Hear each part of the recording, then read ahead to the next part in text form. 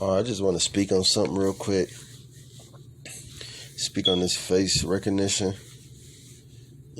Throughout social media that's been going on, how they've been able to identify, people's faces, and just to how we are where we are now. Because never in history have millions of people been able to parade around with masks on their faces, with their faces covered up. 5 to 10 years ago, you couldn't have millions of people inside of stores with their faces covered up. And I just want to expose why, we're able to do that now. And people can kind of get a look into the bigger agenda that's going on. So, face recognition is a method of identifying or verifying the identity of an individual using their face. Face recognition systems can be used to identify people in photos. Some people don't understand that. You can do this stuff with photos, video, or in real time. And what's crazy is I was on somebody live, a friend of mine live. They were on Facebook going live, and I look at their screen and it's a square box and it has my name in it. Like, I'm not tagged into this person's live or anything, but it just somehow just picked me up and displaying my name on front of the screen. And I found that strange. This was over a year ago when I seen that. And like, hold on, why do they have me in this live and I'm not even on there? And it says, law enforcement may also use mobile devices to identify people during police stops. But face recognition data can be prone to error. And this is why they want to emphasize and get as much practice as they can with this, however they can. It says face recognition data can be prone to error, which can implicate people for crimes they haven't committed. Facial recognition software is particularly bad at recognizing African Americans and other ethnic minorities. Women and young people often misidentifying or failing to identify them. So we can kind of see how this works. Images captured, eye locations are determined, images converted to grayscale and cropped, images converted to a template used by the search engine for facial comparison results. And that's so true, because if you go on Google Photos, if you press search, it will show basically a list of people that's in your photos. So anybody that's in your photos, you can search through, click on that person's face, and it'll pop up all the photos that person is in. Images searched and matched using a sophisticated algorithm to compare the template to other templates on file. Duplicate licenses are investigated for fraud. Face recognition systems use computer algorithms to pick out specific, distinctive details about a person's face. These details, such as the distance between the eyes or shape of the chin, are then converted into a mathematical representation and compared to data on their faces collected in a face recognition database. The data about a particular face is often called a face template and is distinct from a photograph because it's designed to only include certain details that can be used to distinguish one face from another. So this is showing you how this is being implemented. And I'm going to get into some of these social media challenges and just show how blindly we give these people everything, all the tools that they need to pull off these facial recognition things.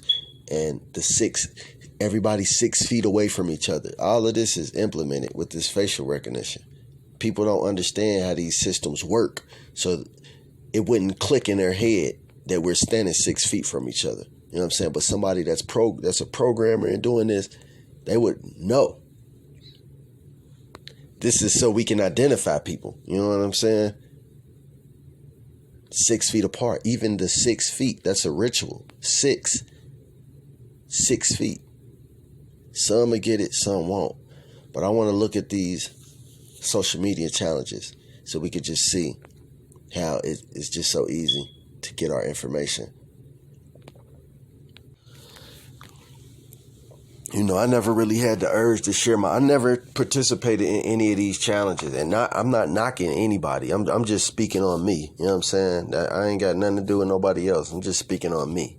I never really felt the need to put my pictures up and stuff like that because I just didn't want to it was just something about putting my information and putting too much on these social media sites, and as we can see, the back then and now challenge, it wouldn't take too much to get these people's pictures and go to work.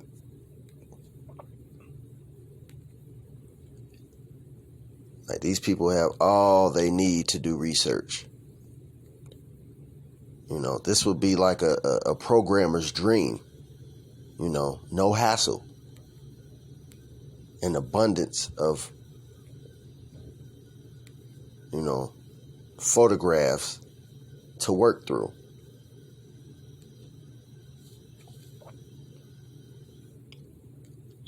So this goes into,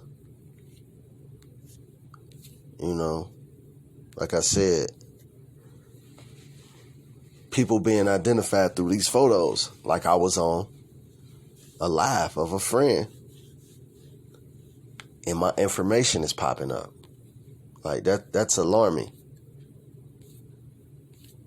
But now it's all making sense now that we're able to go into these stores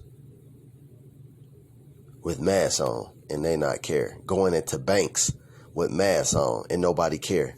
When has that ever been possible?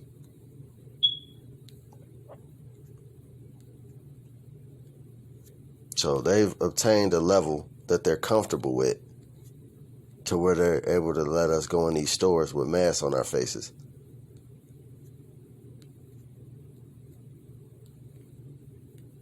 So all they need, we giving it to them blindly.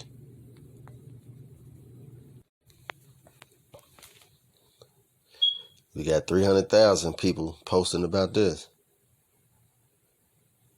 Like, I'm not saying whether this is right or wrong. I'm just showing how easy it is to obtain this information. And not saying they didn't have information before, but they have an abundance of it. You know what I'm saying? They have an abundance that they can look through.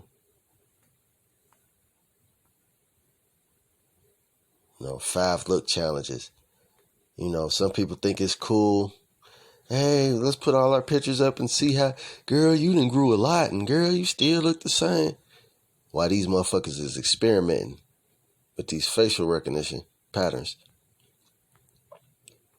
Some people doing it for fun and games. They like the attention they receiving off of it, which is fine. You can do it. You can do whatever you want to do. But just know, these motherfuckers have a deeper plan. You doing this shit for fun, and they doing this shit, you know what I'm saying, to checkmate.